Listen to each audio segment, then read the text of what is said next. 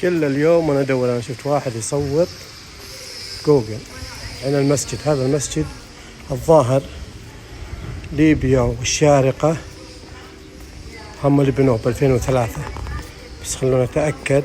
أجي وأتأكد. هذه أول مأذنة بعد ما طلعت الأندلس، أول مأذنة أو آخر مأذنة يعني أذنوا به ورجعت. بس خلنا أتأكد من المعلومة 100%. هذا هو المسجد. شوفوا، لا إله إلا الله محمد رسول الله مكتوب عليه. ظاهر بوها ساحة وبوها تعليم، كلية أو جامعة أو شيء زي كذا. هذا أول من بدابة القذافي المسجد، بعدين المغرب، وآخر شيء الترميمات القاسم. ومسجد هنا وضوء صلاة. وين المسجد؟ وضوء؟ وضوء. ايه ما مسجد؟ مسجد رجال نساء. Right side, the door. اوكي. Go there. فرقت شكرا. توضأ وصلي. مفتوح. هذول مغاربة. بس بطلع أصور لكم الساحة، بعدين أرجع أصور المسجد من الداخل. ما شاء الله مغاربة. ها؟ يقولون أنتم ثاني من رمم المسجد هذا.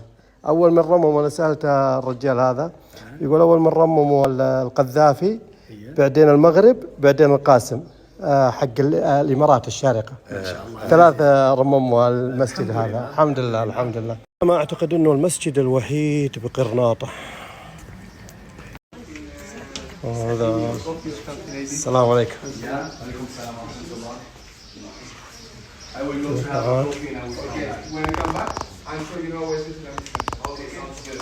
Okay, thank you. وضوء هذا المسجد من الداخل.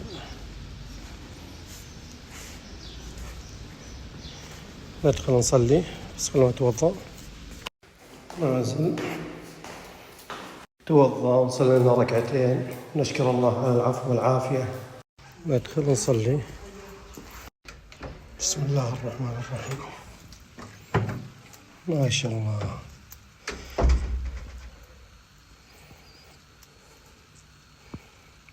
ما شاء الله. هذا المئذنة، وهذا قصر الحمراء اللي خلفه. وين قصر الحمراء؟ أما هذه الساحة خارجية. هذا المئذنة، هذه الساحة الخارجية.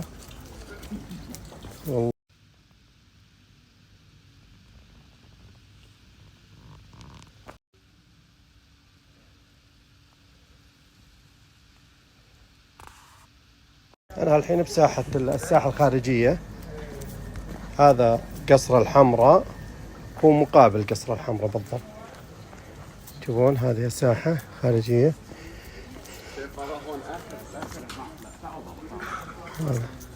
هذا الساحة الخارجية. تشوفون.